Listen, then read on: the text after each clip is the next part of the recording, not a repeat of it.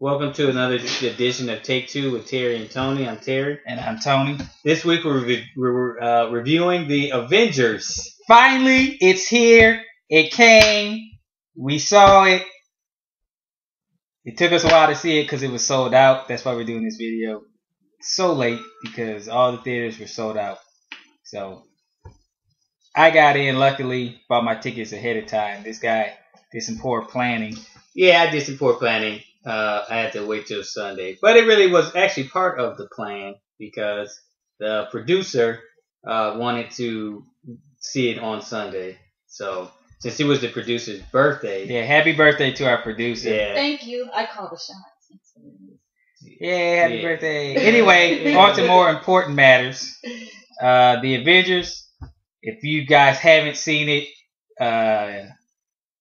go see it. Yeah. We highly recommend that you go see The Avengers. It's the first official movie of the summer, and we think it's a good movie to start off the summer. Now, there's a lot of hype behind The Avengers, and personally, I don't think it lives up to all the hype, per se, but out of the aspect of Marvel movies, let's just say the last Marvel movies that have to do with the Avengers: Iron Man, Iron Man 2, Incredible Hulk, Thor, Captain America, now the Avengers. So this is movie number 6.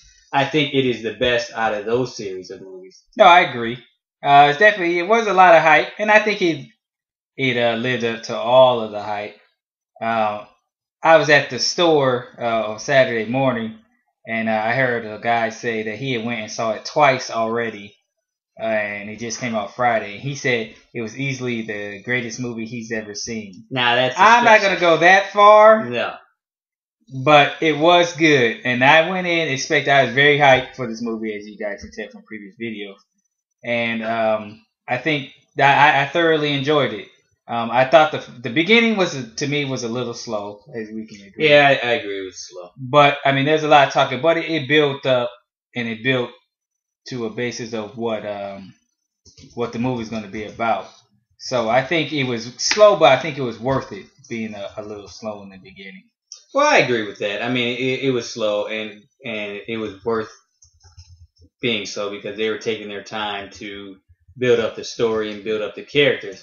However, I went into it, I guess, overly hyped. And I guess I thought, I don't know how to explain it, but I guess I thought it was going to be a different type of movie.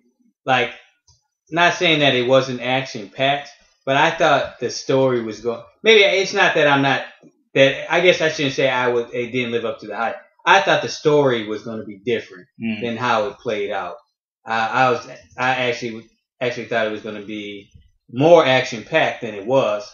Really? You think there's a lot of action? I thought it was a lot of action, but I also didn't.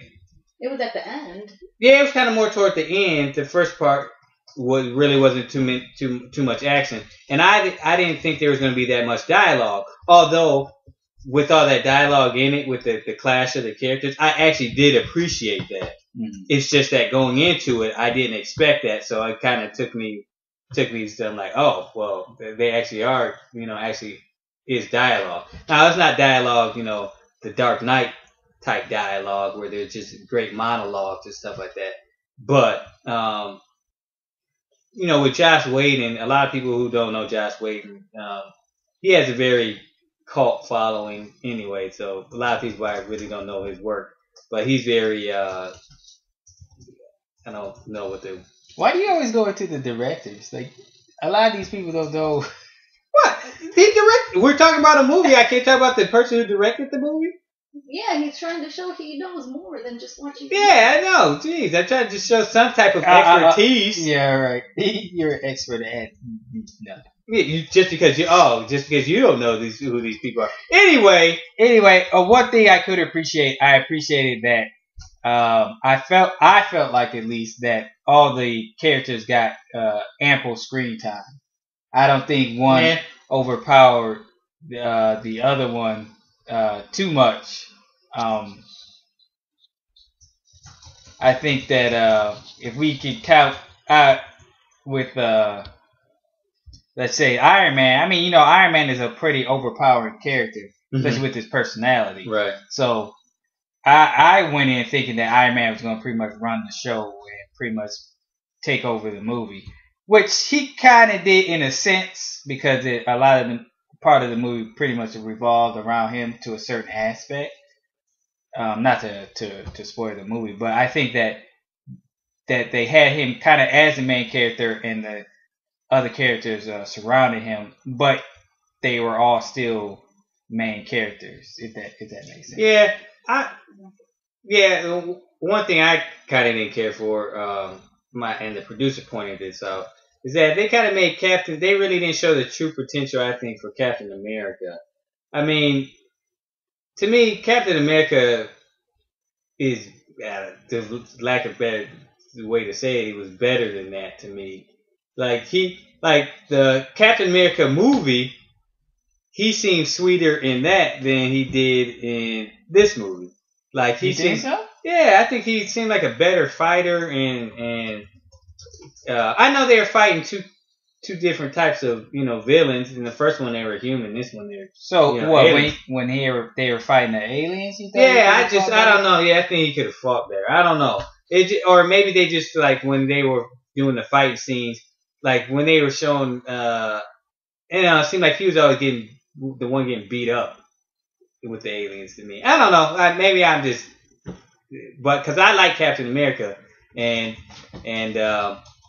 I just think that he's sweeter than what they showed in the movie. It's just like in the X-Men movies, and I know that this is because I like Cyclops. They make Cyclops seem like a punk. Yeah, Cyclops is wacky. Yeah, in the X-Men movie and now they don't make Captain America seem like a punk in this movie, but I don't think they show his true potential to me. That's just me. I mean, I could see that a little bit. But I thought Captain America actually was pretty sweet. I mean, it was sweet when he was fighting Thor, and when Thor and Iron Man were all going at it. Yeah. I mean, and Thor was just tossing him around though, and then it's just like, oh, yeah, spoiler alert. But he was just tossing him around though, and then Iron Man steps in, and he's the match for Thor. And then I don't think Iron Man was no match for. Iron Man was getting whooped by Thor. Man, he was whooping Thor too, though. Well, he was the only reason he was whooping Thor because he would turn on his black. Well, I know, but I'm just saying, I think shoot him somewhere. I know it's deviating a little bit, but if you ever watch, if you ever want to watch anything about the Avengers, Ultimate Avengers Part 1 and 2. Cartoon movies that Marvel put out a couple years ago. If you watch those, they actually show Captain America battling the Hulk, and he's holding his own. You know what I'm saying? Yeah. That's what it's like in those movies. And I know they're cartoon movies, but they show his true potential and stuff. His true battle skills and stuff like that. And Captain America is actually pretty strong. Yeah, he is. And I don't think they really showcase that. Well, I think in this one. I think it was more Captain America was.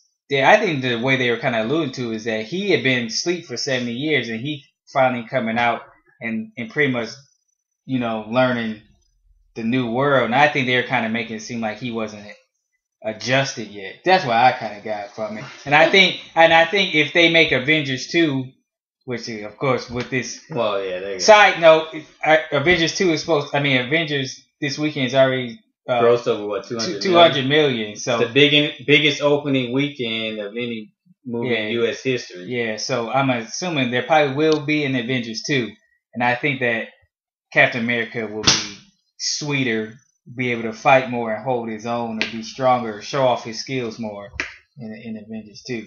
Mm. Well, okay, that's the one thing too. About the technology. What about the technology? Like when he fixed the airplane. How did he know? Spoiler alert.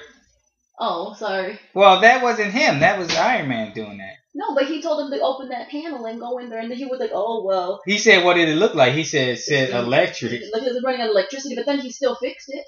No, he did. All he did was turn. He pushed that thing back in. No, he said he did fix it. He did whatever, but I think he just followed Iron Man's directions. Yeah, He didn't know nothing about that.